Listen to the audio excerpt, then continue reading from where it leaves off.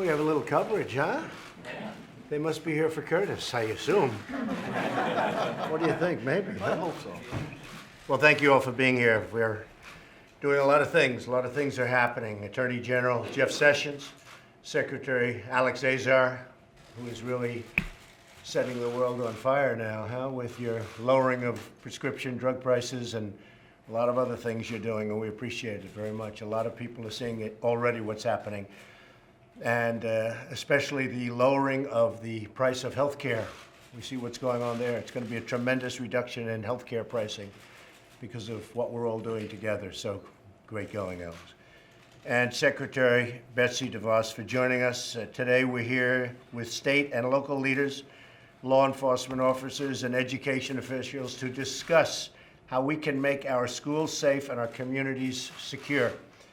And no better time to discuss it than right now. And I think we're making a lot of progress, and I can tell you there's a tremendous feeling that we want to get something done. And we're leading that feeling, I hope, but there's a great feeling, including at the NRA, including with Republican senators and hopefully Democrat senators and congressmen. I want to thank Curtis Hill for being here, Attorney General. I also want to thank a really tremendous Attorney General. That's Pam Bondi from Florida for being here. Thank you, Pam, very much. Great job you've done there. Yesterday, I met with survivors of Parkland shooting. The Parkland shooting is just horrible. So bad for so many people and so bad for our country.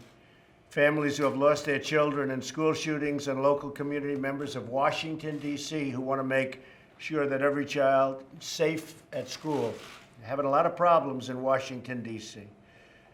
I listened to their heartbreaking stories, asked them for their ideas, and pledged to them that we will take action, unlike for many years where people sitting in my position did not take action. They didn't take proper action. They took no action at all. We're going to take action.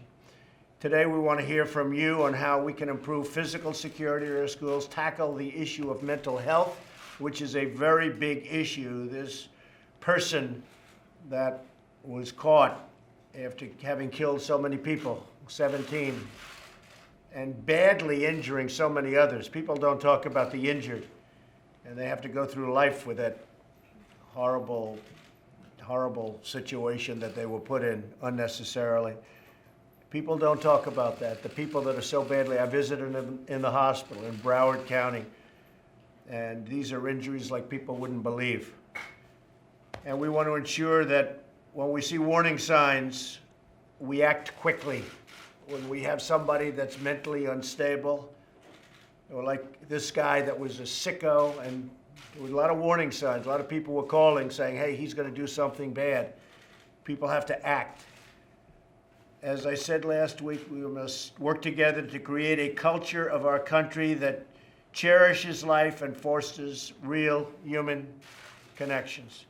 We're also working to reduce violent crime in America and to make our communities places that can be totally safe for our children, for our families. Under my administration, gun prosecutions have increased very significantly. The Attorney General is very, very much after that, and we're also after the gangs. The gangs have been incredible. MS-13, I see where a couple of commentators that are lightweights said, oh, MS-13, who talks about that? That's only talked about on Fox. No, that's not talked about on Fox. That's talked about in communities where they're killing people. Not necessarily with guns, because that's not painful enough. This is what they think. They want to do it more painfully, and they want to do it slowly. So they cut them up with knives. They don't use guns, they use knives, because they want it to be a long, painful death to people that had no idea this was coming. And we're getting them out by the thousands, putting them in jail, and we're getting them out by the thousands. And our people from ICE and our Border Patrol people are much tougher than they are. That's the only thing they understand, by the way, is toughness. They don't understand niceness. They understand toughness. And our people are much tougher. They go in there, they grab them by the neck. There's no games being played. And I let them know that's what we want. We need tougher people than they are. And our people are a lot tougher than they are. So we're working on getting violent offenders off the streets and guns out of the hands of the dangerous criminals. There's nothing more important than protecting our children. We had a really incredible meeting yesterday with some of the families that have suffered so gravely in different places, not only in Florida. As you know, Columbine, and it was a very sad situation. But I will tell you, background checks, I've called many senators last night, many congressmen, and Jeff and Pam and everybody in this room. I can tell you, Curtis, they're into doing background checks that they wouldn't be thinking about maybe 2 weeks ago. We're going to do strong background checks. We're going to work on getting the age up to 21 instead of 18. We're getting rid of the bump stocks, and we're going to be focusing very strongly on mental health, because here's a case of mental health. Part of the problem is we used to have mental institutions, and I said this yesterday. We had a mental institution where you take a sicko like this guy. He was a sick guy, so many signs, and you'd bring him to a mental health institution. Those institutions are largely closed because communities didn't want them. Communities didn't want to spend the money for them. So you don't have any intermediate ground. You can't put him in jail because he hadn't done anything yet, but you know he's going to do something. So we're going to be talking seriously about opening mental health institutions again. In some cases, reopening. I can tell you in New York, the governors in New York did a very, very bad thing when they closed our mental institutions, so many of them. You have these people living on the streets, and I can say that in many cases throughout the country, they're very dangerous. They shouldn't be there. So we're going to be talking about mental institutions, and when you have some person like this, you can bring them into a mental institution, and they can see what they can do, but we got to get them out of our communities. So with that being said, I'd like to ask the very talented people around this table to just introduce themselves quickly and say a few words, and maybe we can start off with Pam Bondi. Pam, Thanks, President. thank you.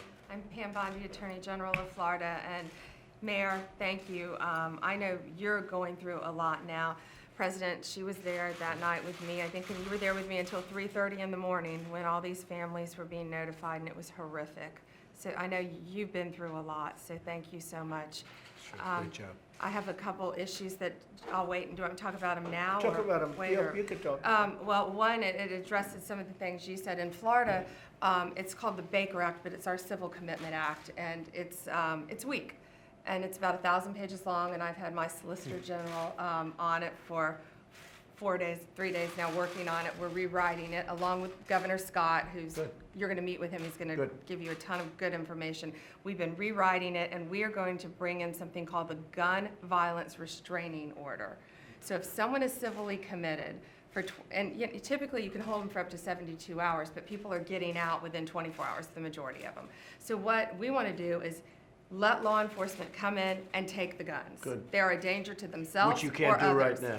Well, because without being adjudicated. So because they're a danger to themselves. You want them to take the guns and When they are not committed. go through 6 months of legal trials and everything else, which Exactly, is- but we okay. also have to give the Good. mentally ill the due process in which they deserve, President. So what we're doing is they're going to be able to take the guns when they're taken into custody or into the hospital, and then when they're released, within 24 hours or 72 hours later, typically it's 24 hours, but law enforcement will have 72 hours to determine whether they should give those guns back, or they can go to a judge and say, Your Honor, please keep these guns. We feel this person is still a danger to himself or others, whether So they're this in or would out not of have worked custody. the way it's currently constituted. This would not have worked with Cruz as it's currently constituted. As it's currently written. So you're going to make changes? We're going to make changes, and one other thing we're doing about the reporting, President, which is huge, this is a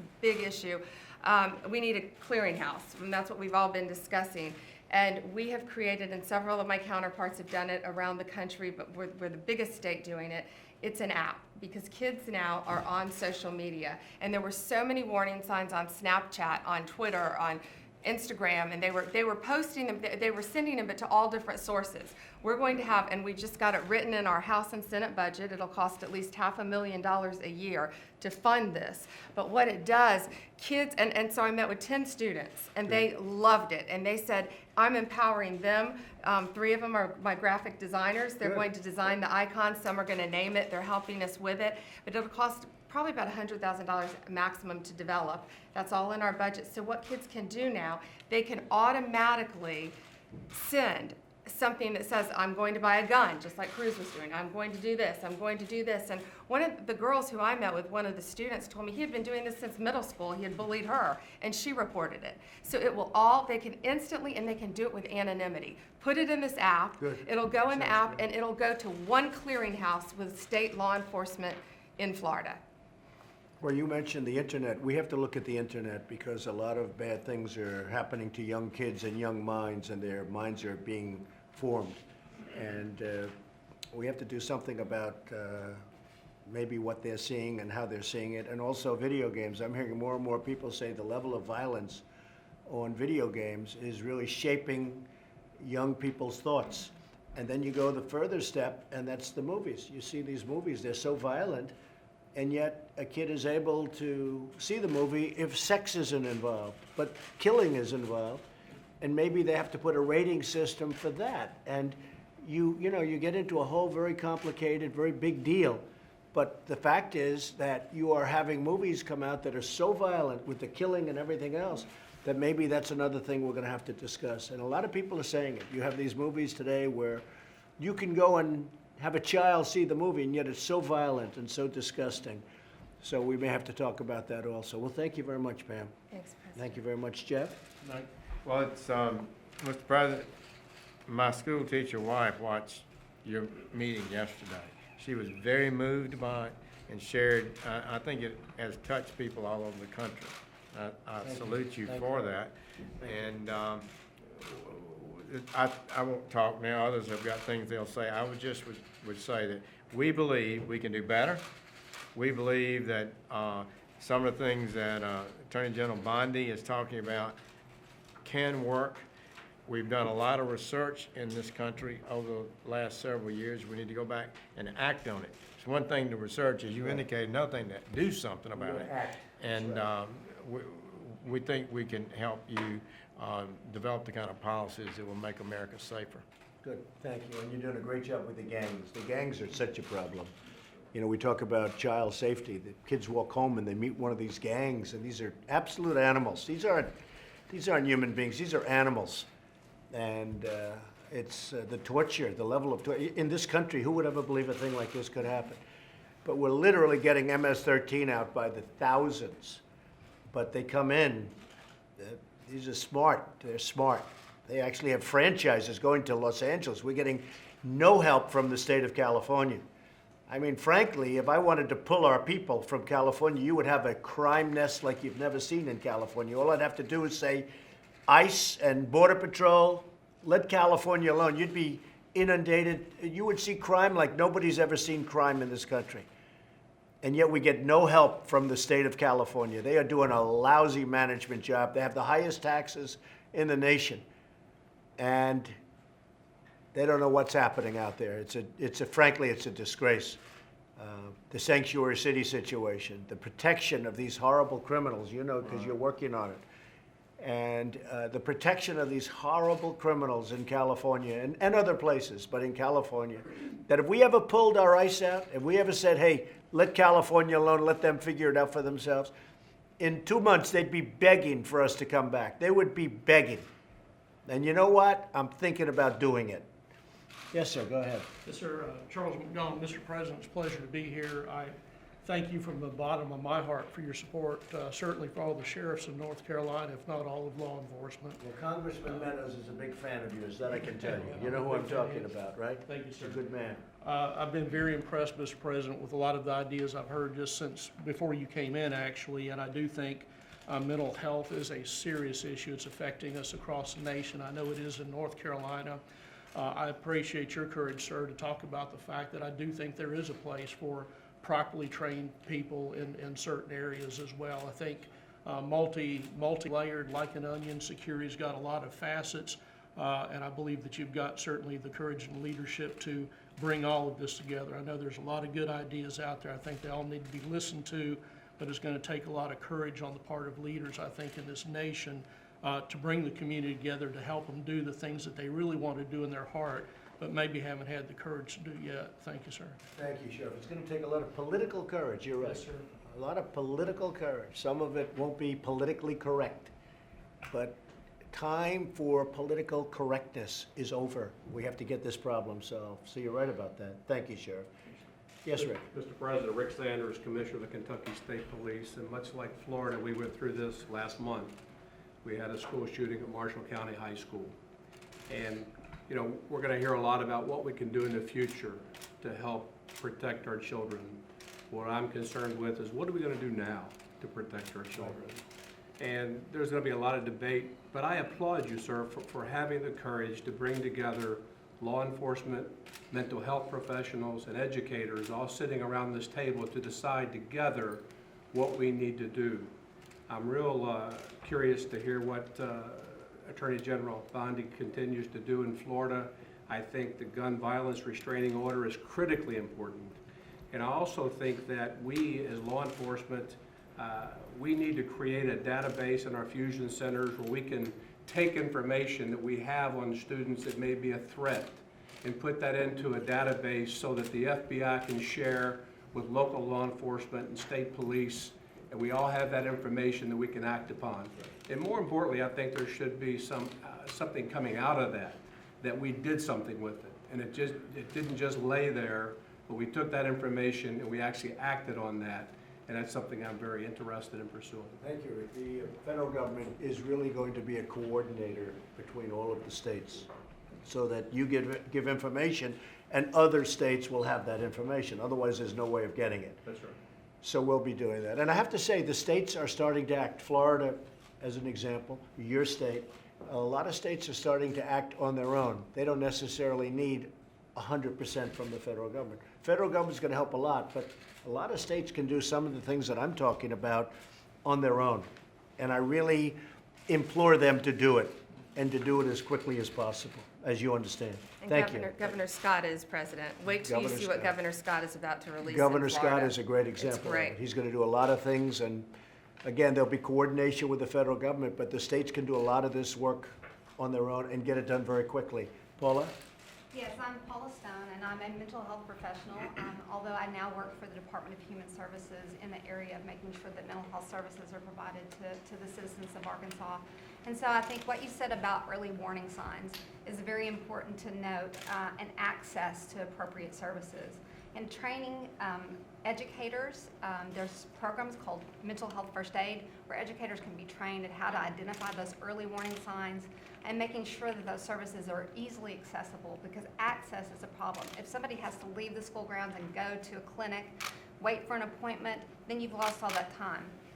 If you can have mental health professionals that are located in schools, co-located with physicians, in places where people go into the community, so those people are identified with those needs and get those services very quickly before it gets to the point of having some significant needs.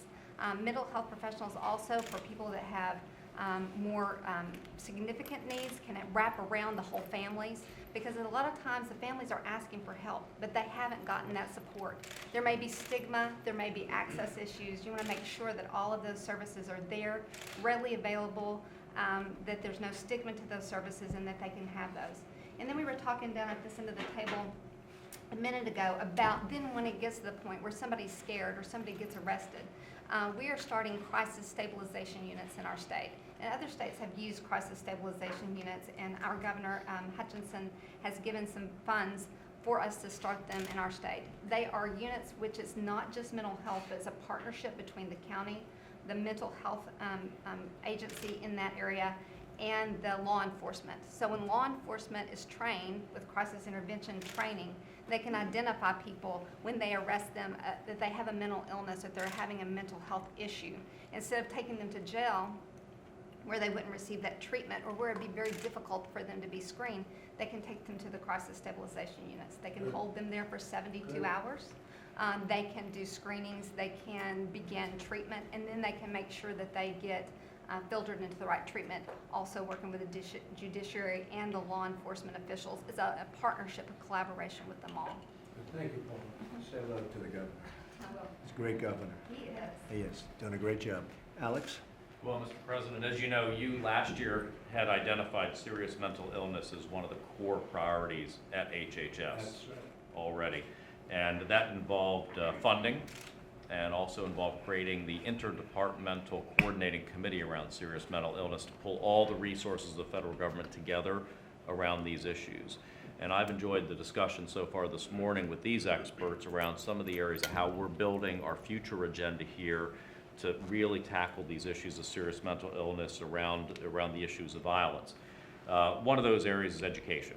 What can we do better to assist educators and parents and first responders on dealing with serious mental illness situations? Second is, what can we do around screening and identification of those at risk for serious mental illness? The third is treatment, both preventive treatment for those who are recently diagnosed, but also those who are in imminent risk of danger to themselves or others. And that might involve involuntary issues, as we talked about earlier. How can we be of assistance there to get people the care that they need to live fruitful and good lives, but also be safe? The fourth is community engagement. So often serious mental illness is part of being disengaged and disconnected, and how can we reconnect people or keep them connected? And then finally is research on the next generations of therapies. What can we in the federal government do to help bring the research and next generation therapies for mental illness to the table Right. for people? That's great, Alex. That's great. Thank you very much. The mayor of Parkland, Florida has suffered greatly, seen things that you never thought you would ever be a part of or seen. And I just want to say, Christine, on behalf of all of us, you have done a great job. Thank You you have so been much, Mr. given a President. rough hand, but you have done a great job. Yeah, I would Thank just you. first of all like to say thank you.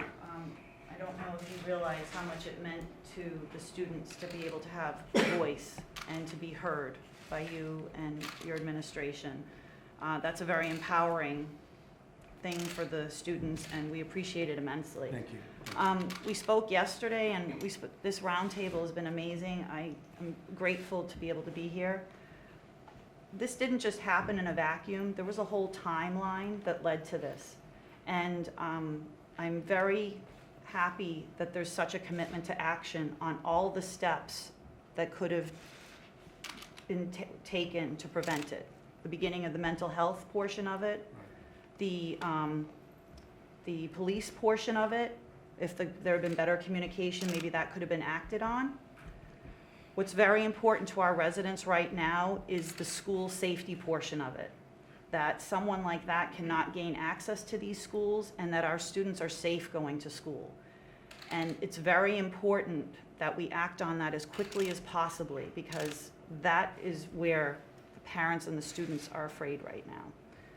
And then on the end, how did somebody like this person get access to that kind of firearm? And I think what Pam Bondi's working on is wonderful, and thank you so much for allowing us a seat at the table and for really listening and being committed to action. I think that makes us all very hopeful. Well, thank you, and I'm so sorry for what you've gone through. I mean, few people will ever go through what you've gone through over the last week, and we really all appreciate it. You've been an incredible mayor, and in a time when they need it, really, right now, a very incredible mayor. And the amazing thing about Parkland, which I know, Florida is a special place that I know very well, this is probably the last place in this country where you'd think a thing like this could happen. We were safest city. Yeah. We're one of the safest cities. Yeah. The message is, if it can happen here, it can happen anywhere. That's true. And it's very important that we do everything we can to secure our schools so that the students feel safe there and the parents feel safe sending them there. Yeah. Thank you, Mr. Thank you. President. Thank you Appreciate very it. much, Christine. Andrew? Well, Mr. President, we had a really great conversation, and I want to leave more time for the other participants to discuss. We can brief you later on Okay, more good. of the great ideas and issues that these leaders have talked about, Good. particularly as you continue to lead this discussion Thank and you. prepare for your conversation with the governors. So. Thank you, Andrew. And Kellyanne Conway, though, I'll have you say, I think most people know Kellyanne. She's become a pretty big star. What do you think? Big star. Pretty big star. I think the best, right? Would you like to say something? Because I know it's a very important issue for you Yes, sir. personally. Yes, sir. Thank you for yesterday and today. And the one thing I would mention, because we heard it from the mayor before you walked in the room, we heard it from Mr. Scott yesterday, whose daughter, Rachel Joy Scott, was the first fatality at Columbine 19 years ago, is this lack of connectedness for our youth. And some of the social media outlets you mentioned didn't even exist in 1999. But it is this lack of connectedness, and I think that's a whole other type of stigma and silence that needs to be cured in our society. We all have a role to play there. There's an entire spectrum of actors. We should watch our words and our actions and realize that there are many different causes and symptoms and consequences, obviously. But at the same time, if we're focusing on youth, we need to focus on all youth and the ability for them to feel that they are connected. That is not with respect to any one individual. It's just, I heard it very clearly from Mr. Scott yesterday, very clearly from our mayor, and very clearly from the President of the United States moments ago. Thank you very much for being a leader on this, Mr. President. I think that you have a great opportunity to join with the nation and help them to heal and to move forward in a way that shows not just resilience, but great resolve, and not just talk, but action. And we're very grateful that you're president at this time. Thank you. Thank you very much, Kellyanne. Patrick. Mr. President, Patrick Neville, Colorado House Minority Leader, and also a former Columbine student who was there that day. Thank you for your leadership on this issue. You're absolutely right. I read some of your comments from last night, but we have to find a way to let good people defend our students. We can't let criminals think that this is going to be an easy target for them to enter their schools and injure our students. We have to find a way to harden those targets so that our students aren't sitting ducks. Furthermore, I think that we do have some good programs to model off of. The Safe to Tell program in Colorado has been wildly successful. That's similar to what Pam Bondi was talking about. It can be used not just for school violence actions, but it can also be used for suicidal ideations and other things of that nature. But that's what I think we have to do immediately. But I think we also need to realize, too, it's not just about the guns. My experience is pretty unique in Columbine. That there was also 2 propane tanks that were supposed to be a bomb that was going to go off. By the grace of God, that didn't happen. But there are other ways that people can commit these atrocious acts. So I appreciate your approach on this by listening before just reacting. Well, I appreciate what you're saying, and I've watched you and read about you, and you have a great story where you came from, and you're doing so fantastically well right now. But I happen to agree with you. We have to harden our schools, not soften them up. A gun-free zone to a killer or somebody that wants to be a killer, that's like going in for the ice cream. That's like, here I am, take me. We have to get smart on gun-free zones. When they see it says, this is a gun-free zone, that means that nobody has a gun except them. Nobody's going to be shooting bullets in the other direction. And they see that as such a beautiful target. They live for gun-free zones. And, I mean, frankly, you have teachers that are Marines for 20 years and they retire, they become a teacher, and they're Army, Navy, Air Force, they're Coast Guard, they're people that have won shooting contests, and they're for whatever. This is what they do. They know guns, they understand guns. And I frankly have been reading a lot about it, and I think when you allow a person who's been in the Marines for 20 years, who's done nothing but handle guns and handle them safely and well, because you can't just give a teacher a gun. One of the fake news networks, CNN last night, was saying, I want teachers to have guns. I don't want teachers to have guns. I want certain highly adept people that understand weaponry, guns, if they really have that aptitude, because not everybody has an aptitude for a gun. But if they have the aptitude, I think a concealed permit for having teachers and letting people know that there are people in the building with gun, you won't have, in my opinion, you won't have these shootings, because these people are cowards. They're not going to walk into a school if 20% of the teachers have guns. It may be 10%, it may be 40%. And what I'd recommend doing is the people that do carry, we give them a bonus. We give them a little bit of a bonus. Frankly, they'd feel more comfortable having the gun anyway, but you give them a little bit of a bonus. So practically for free, you have now made the school into a hardened target. For instance, if the coaches, who I guarantee had plenty of experience with weapons, if they had guns, you need a hard, because no matter what you do to keep them gun-free, they'll be able to get in there and they'll crawl through the back of a window or something. and you're gonna have everybody again without any protection. So I know where you stand on it. You want a hardened school, and I want a hardened school too. I want to know that if they get in there, they're not gonna be long, because it's gonna take 10 minutes for the police to get there. The police do an incredible job in getting there. I guess it averages about 8 minutes, but the shootings average 3 minutes, and that's tremendous destruction and death. So I would like to see true people with great talent at guns and being adept at guns, of which there's only a percentage of people. But whatever that percentage may be, it's a substantial number. Because you can't hire enough security guards. You can't hire, I mean, the school, your school as an example, Christine, you'd need 100, 150 security guards. That is a very big school with a tremendous floor area. You can't have that many. Who wants that many security guards standing all over the place, loaded up with guns? But you could have concealed on the teachers. They wouldn't know the people. Nobody would know who they are. And it is a tremendous threat. And by the way, instead of advertising, this school has no guns, we are gun-free, you let the people know the opposite. Nobody's going to attack that school, believe me, because they're cowards. They don't want to be shot at, and they're going to be shot at. So not everybody agrees with us. I know how you stand, and a lot of people do agree with us. But I think we need hardened sights. We need to let people know, you come into our schools, you're going to be dead, and it's going to be fast. And unless you do that, you're going to always have this problem. You can talk about your gun-free zones. We had a case 3 years ago at a military base where 5 Marines, I believe, 3 of whom were world-class shots and experts at guns. They were told it was a gun-free area within a military base, if you can believe it. We can't trust our military. Who are we going to trust? You know what I'm saying. 5, they were putting away, they put away their guns. Their guns were in a different section. Totally gun-free. Their guns were 250 yards away from them, where they had to store them. And they went in for lunch, and a wacko came in and shot the 5 of them. He wouldn't have lasted for 3 of these people were world-class marksmen. He wouldn't have lasted for a second. But they stood there, there was nothing they could do. All 5 were killed. You know the instance I'm talking about. That was in a gun-free zone on a military base. Well, a school is frankly no different. I want my schools protected, just like my banks are protected, just like everything else. And I get a kick. I was watching a politician, weak, ineffective politician last night. I'll tell you his name, but I don't want to embarrass anybody. And he was talking about no guns, no this, no that, and yet he's surrounded by 3 guys carrying guns. I said, well, when are they going to give up their guns? They're not going to give up their guns. But he wants everybody else to have no guns, all right? And you have plenty of them. So we have to harden our sights. We have to be very careful.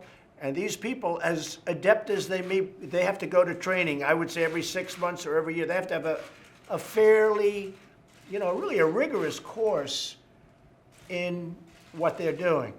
And they should be paid extra money. Those teachers should be paid extra money. So they get a bonus, and they'd love getting that bonus too.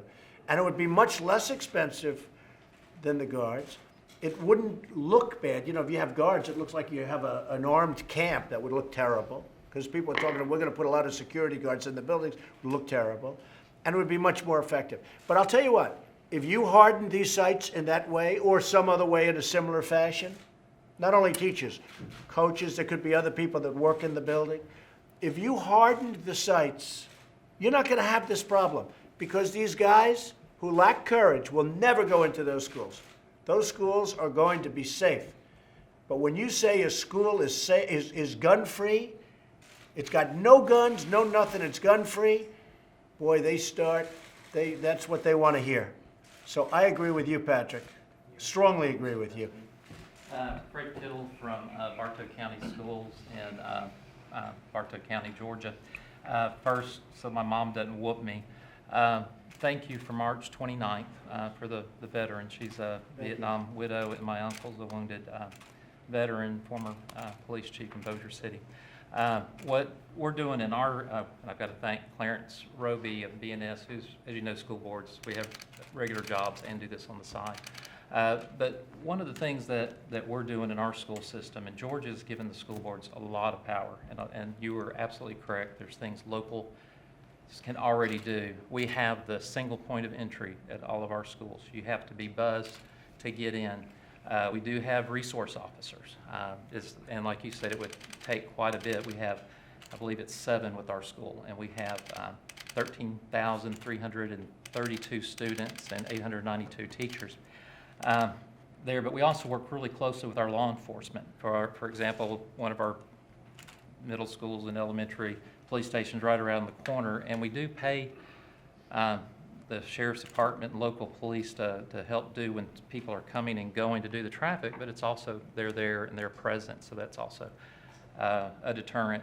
But how many are in the school? Because when you have a sheriff's department, they don't have enough people to really take care of a school. That's the problem. You're absolutely correct. Now, here's something the state of Georgia did after the last shootings in 2014 in giving the school systems the authority. We're allowed to, if the school board so votes on it, we actually can have armed employees. They do have to go through their safety firearm training and that, and then our resource officers also go through a third party, another party for training each year. So you're absolutely correct, and there is more that can be done. And I think a lot of it too that we need to address too is the heart problem, the heart issue. You know, one of the things that comes out is the family. We come from a community where the faith-based community just wants to help all they can. When the tornadoes hit Adairsville, FEMA thought they were going to be there a long time, very short. People volunteered, came out with chainsaws right when it happened, and they had to send them back because they had to get the power and gas and all that. But when you're allowed to have the faith-based, it does a lot. Right now, they're trying to figure out how to help us in all kinds of ways, but because of this separation of church and state that was never intended.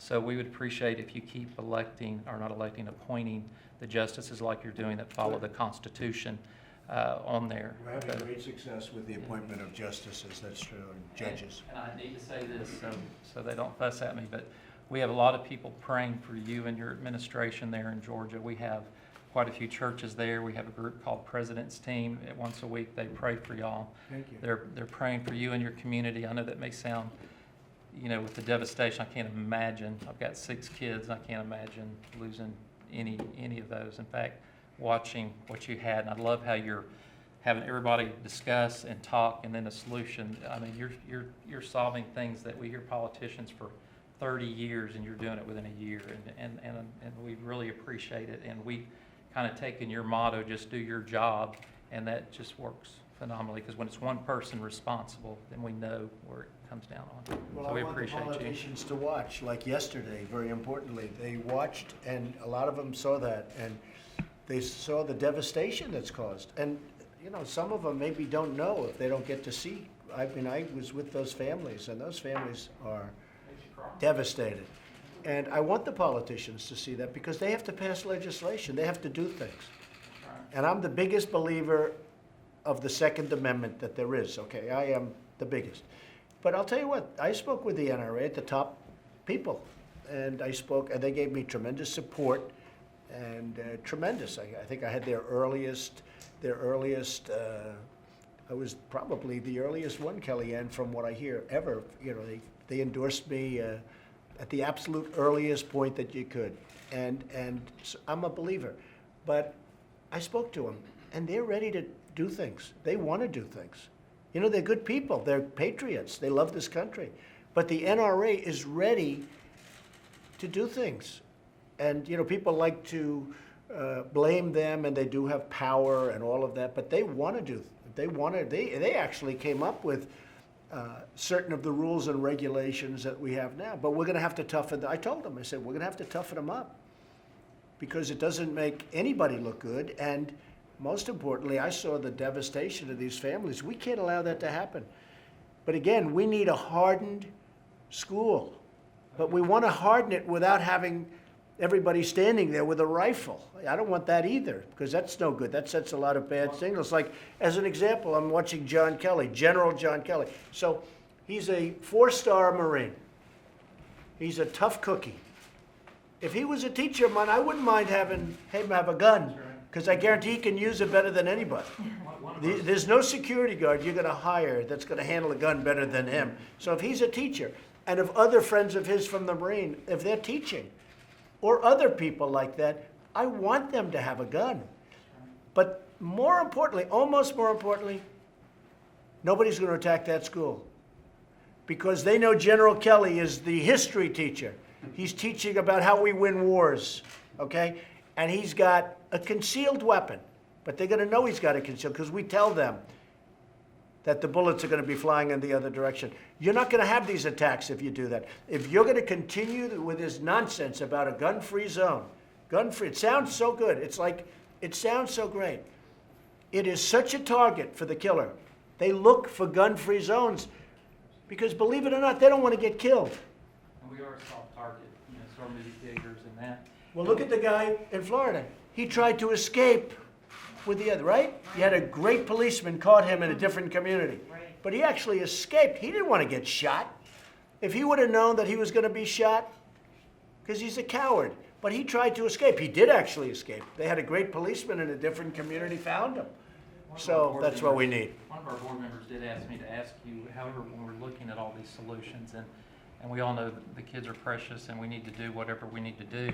But at the same time, one of the things that hurts our systems a lot is when we come up with these unfunded mandates, we'll suddenly have something that, that we have to do and we don't necessarily have the money. So if it is something on the federal level, we would like to make sure that it's funded because we've already had to go to a different block schedule. It cost us 30 teachers and, we don't want to. This isn't so much about funding. This is more about common sense. I mean, the money we're talking about, what I'm talking about is going to save money. Everybody that agrees on a hard, they're all talking about having 50 security guards standing all over the school, which is, going to be very not nice for the students.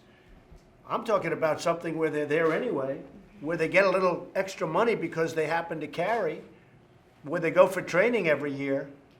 I mean, we're talking about rules and regulations for purchasing.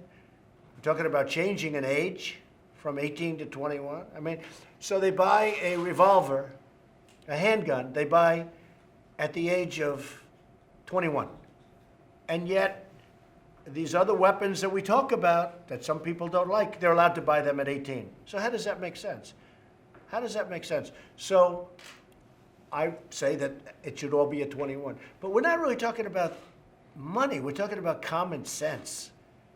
And it's a great thing. And the NRA will back it. I really feel very confident. The NRA will back it, and so will Congress, and so will the Senate. We'd like to not focus on just the tool. You're also focusing on like mental illness and other issues and family. No, focus on mental illness. You got to focus on mental illness. It's a big factor. But in addition to mental illness, we have to harden our schools. We have to make sure, in a way that doesn't look like they're hardened. But we have to let the bad guy know that they are hardened. There's not going to be no, we don't want to have a secret. Say, you come in here, you're not going to last long. You do that, you're not going to have a problem. Betsy, thank you. Thank you, Mr. President. Thank you so much for your leadership on this. The session yesterday was difficult and very moving, but very important. I really appreciate our focus on both protection, but also on prevention. And I think particularly about this issue of connectedness. And I think of all of our teachers and what tools can we give them, what practices that they can do daily, weekly, bi-weekly. I heard a great story about a teacher following Columbine who now every 2 weeks asks her students to make a list of 5 students that they'd like to sit by next week and 5 students who might like to sit by them. And by this simple act, regularly done, she is able to detect a pattern if there's a child that is on the outside.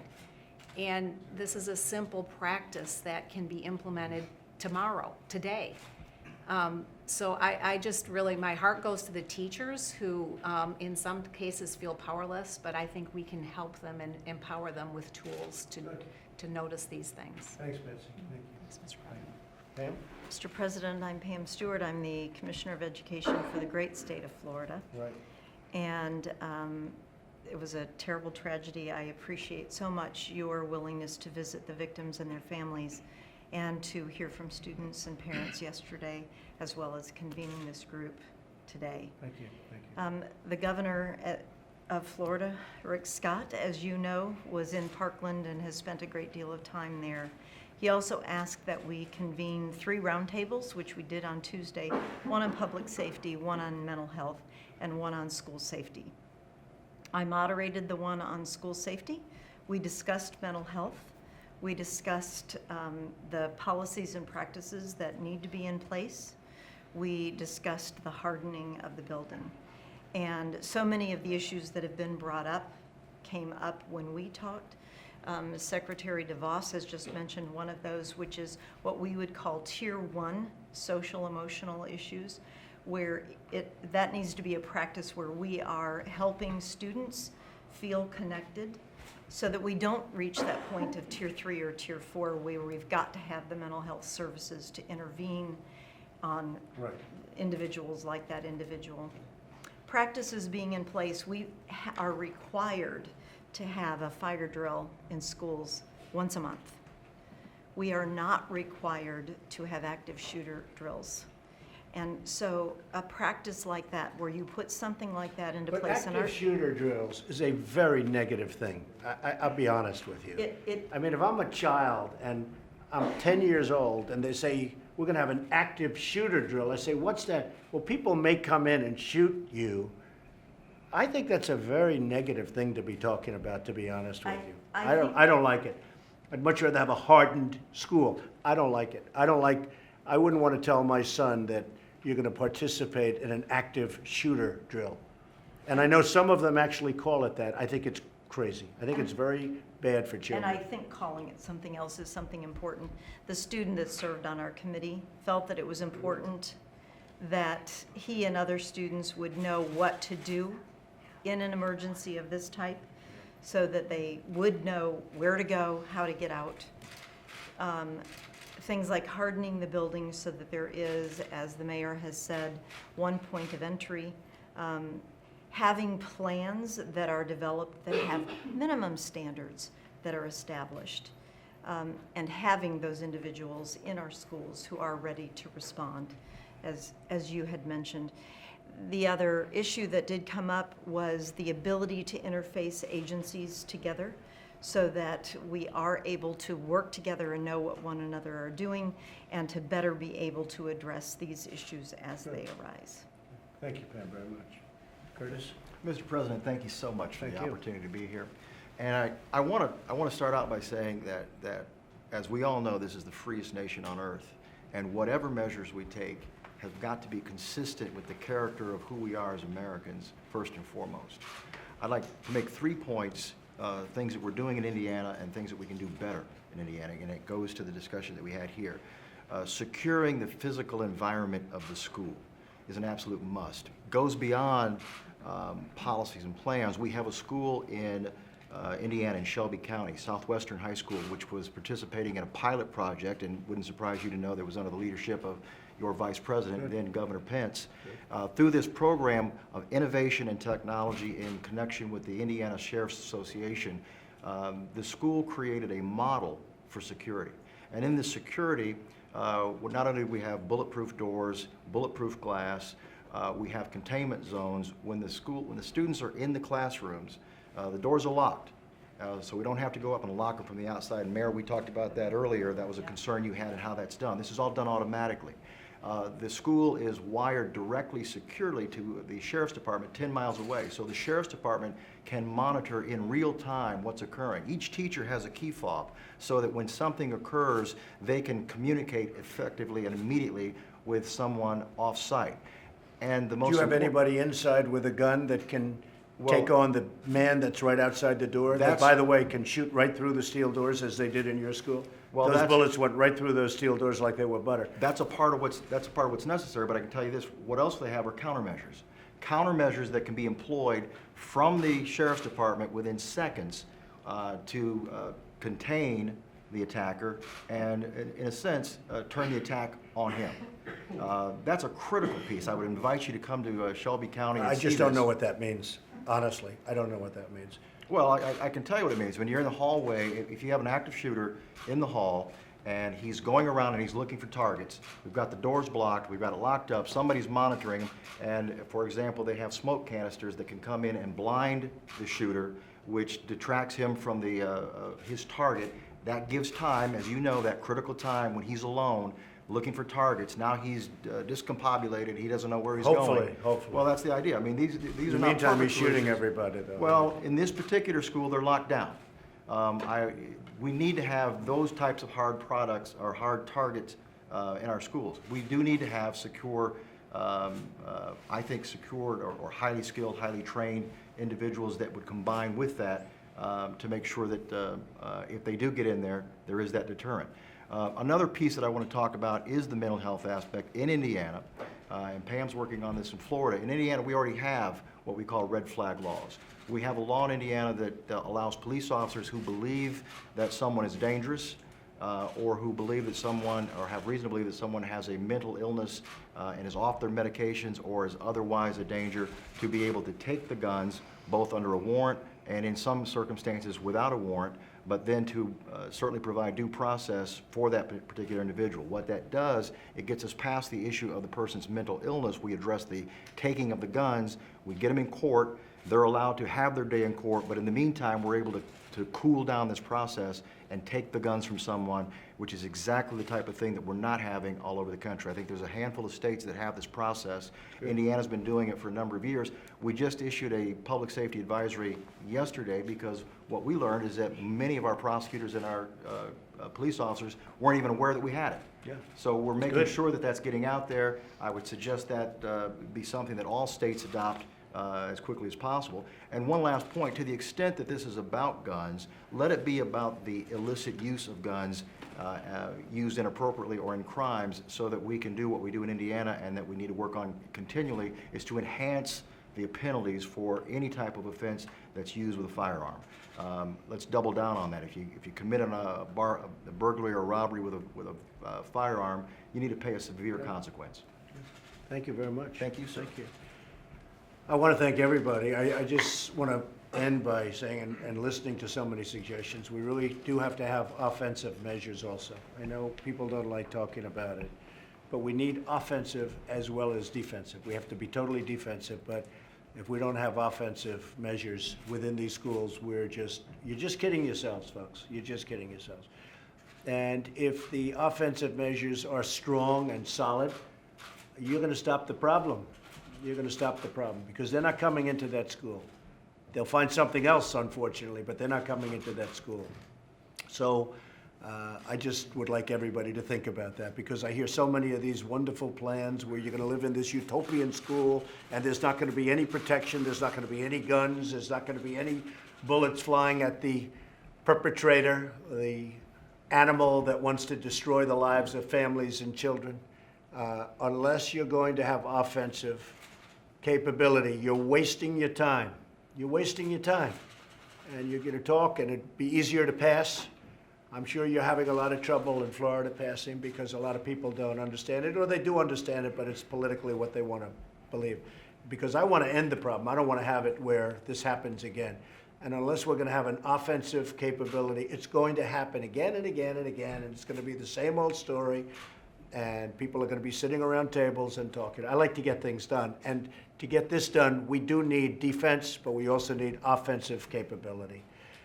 I want to thank everybody. You're really experts at what you're doing. And it's really tremendous hearing some of these ideas that a lot of people haven't heard.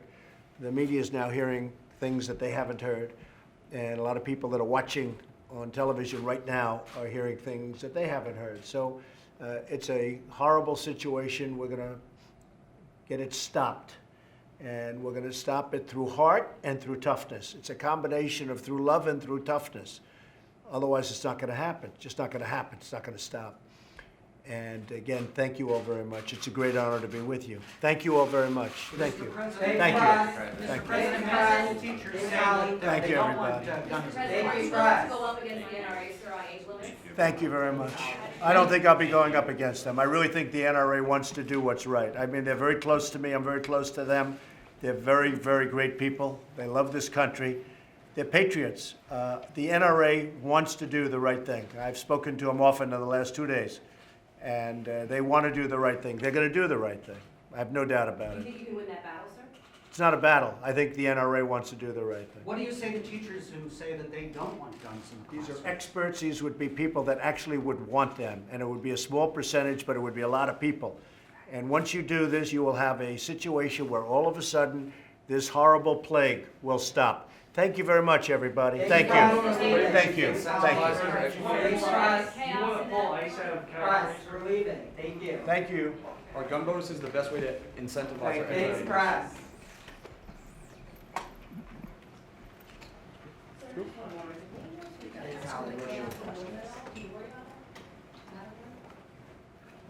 These are experts. Only experts. You understand that? Only experts. That's all we're talking about. These are people that are at the highest level of professionalism. I would, yeah, for training, for additional training. Thanks, Press. Thank you. Thank you very much.